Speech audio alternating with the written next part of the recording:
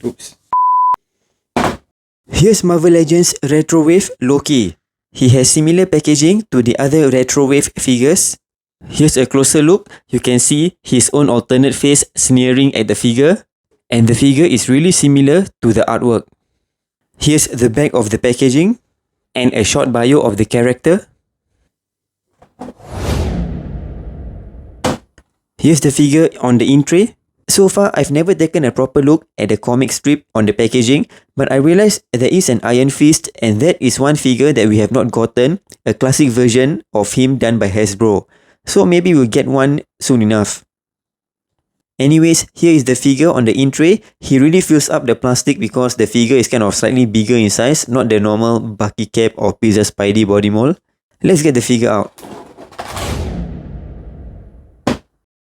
The figure comes with a pair of daggers and an alternate head. Here's a closer look at the dagger, and there is some sculpt on the blade itself and also the handle. And this dagger is actually a repaint of the dagger from Mantis Wave Drax. The one from Drax doesn't have the handle painted black. You can see the sculpt on the blade and the handle is exactly the same. It's easy to swap the head, just pop it off and put the new head on. And this piece is actually a separate piece. Oops. Here's the first version of the classic Loki figure from the MCU Professor Hulk BAF wave, and these two figures are exactly the same, just repaints of each other. However, this Loki only comes with this sword. It doesn't have the dagger nor the alternate head. Although the color scheme of these two figures are the same, you would be able to see the clear differences between them. For example, the green on the earlier version is darker compared to the new one. And also that on the torso, this is actually gold instead of the yellow that is painted on the newer figure. With the recent work that Hasbro has done, they could have sculpted the scales instead of painting them. The yellow on the previous figure is kind of shiny and has a glossy finish to it, compared to the newer one, which is more matte yellow and less glossy.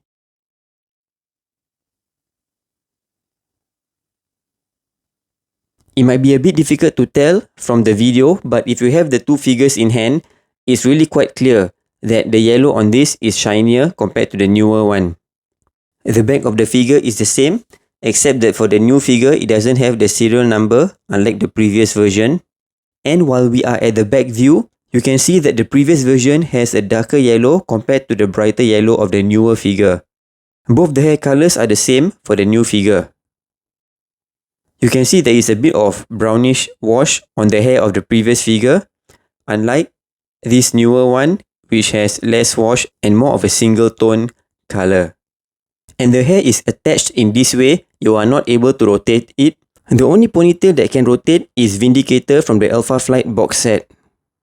The paintwork on both the heads are quite good, but the one on the newer one is actually kind of better and more realistic. There is a bit of wash on the grooves, and the eyes are painted better compared to the previous version. And the eyeballs are looking slightly apart and away from each other. The newer one definitely did it better. The heads are comic accurate and can also pass off as Richard Grant from the Disney Plus Loki series. Articulation. The head is able to look up this high and look down, able to have a slight tilt, arms sideways this high, bicep swivel, double hinge elbow joint, hinge and swivel.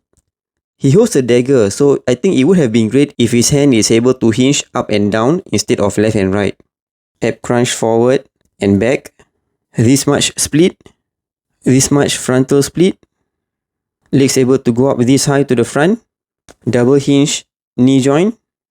Thigh swivel. Calf swivel. Ankle hinge. And pivot. This body mold doesn't have the butterfly joint. Here's how he sizes up to the 80th anniversary Thor. Definitely a good size bigger for the 80th anniversary Thor. And Toy Biz Thor.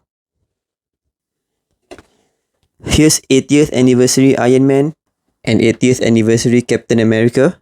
This Loki figure is about the same size as both the Iron Man and the Captain America figures, and he makes the Captain America head looks kind of small.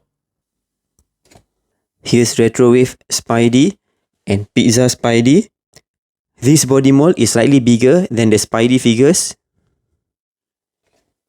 And here's MCU Loki and Sylvie. The figure would be too big if you want to use it as Richard Grant's Loki to match up with the Disney Plus series figures. Basically, this figure is just a repaint but with an additional head and a different choice of weapon. If you missed the earlier version, this is a definitely good pickup because the head sculpt and the paintwork on this head is definitely better than the previous one. It's kind of more realistic and the sculpt is really good for both the heads. But I think it's quite passable unless you are really into Thor and the Thor characters, which includes Loki. Thanks for watching. Do check out my other reviews and comparisons at my channel.